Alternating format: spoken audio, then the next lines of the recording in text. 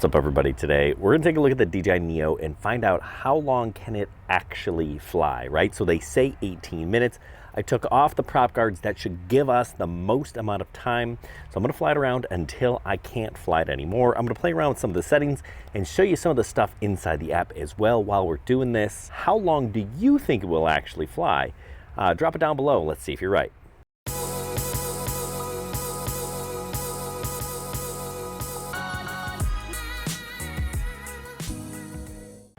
All right, so I'm powering the drone on and I got to connect it to the app. Now that takes some time, and that of course will take some battery. Usually takes it a minute or so, and then we can get it up in the air. All right, so we detected it. We're gonna connect. All right, so let's start with, how about a rocket? Fly in well-lit, textured environments. You bet. Flying well-lit, textured environments. So hold. 4 meters. 4 meters. Rocket. 2, 1.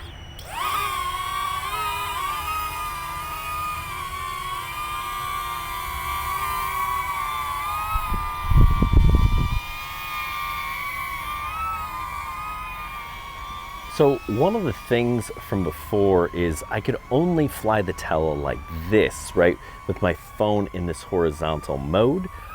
But now with this update, in manual mode, I can actually turn my phone horizontal. So I'm gonna show you how to do that.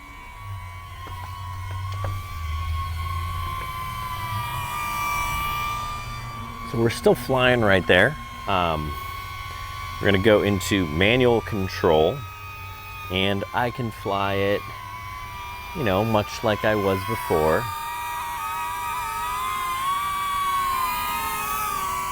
But if I push this button here in the lower right-hand corner, now I have a full screen control and I can fly manually. So let's do that.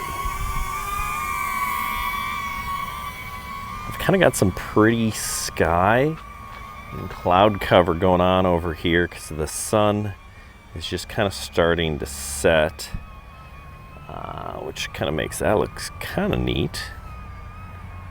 Let's do this. Let's actually look at the sunset happening. How high can we get?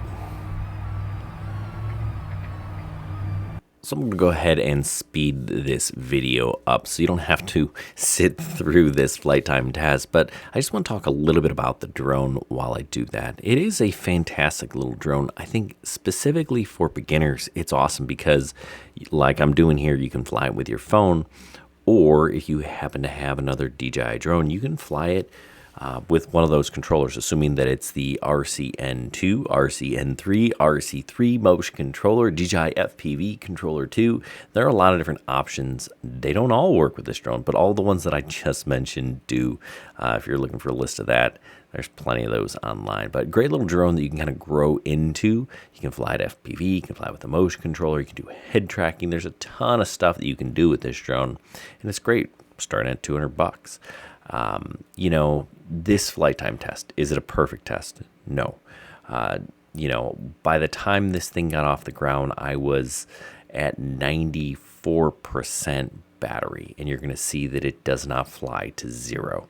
So I'll kind of talk about some of the math behind how far could it fly when we're done here, but you know, I think this is a decent representation of the flight time that you're going to get. If you were just doing these little flight modes, I mean, you're going to be able to take off and fly a bunch of these orbits and Rockies and dronies and all of that stuff. You're going to be able to do that a bunch of times before the control's exhausted. So just kind of know, like, you're going to be able to fly this thing a lot, right? You know, this is a consistent singular flight. So we're talking about flight time, but you know, if you're doing a drone or a rocket, whatever, you may be landing and then taking off again. That's, you know, how you decide to fly, that's up to you. So hopefully this gives you, you know, a little bit of perspective of what this drone can do. I bought the 3 battery package, right? So they charge pretty quick. You charge them in that little 3-amp charger, and that's really nice to be able to do that as well. So you have options with this drone, and that's part of what makes it so fun. All right, I'm gonna go ahead and fast forward. We're gonna skip to the end here, and you guys can see how long did it last. Were you correct?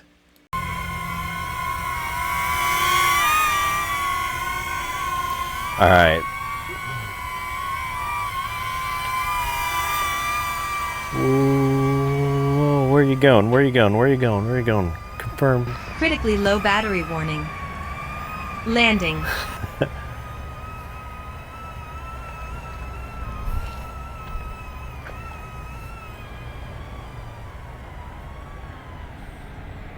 Okay, so I'd like to recap the results.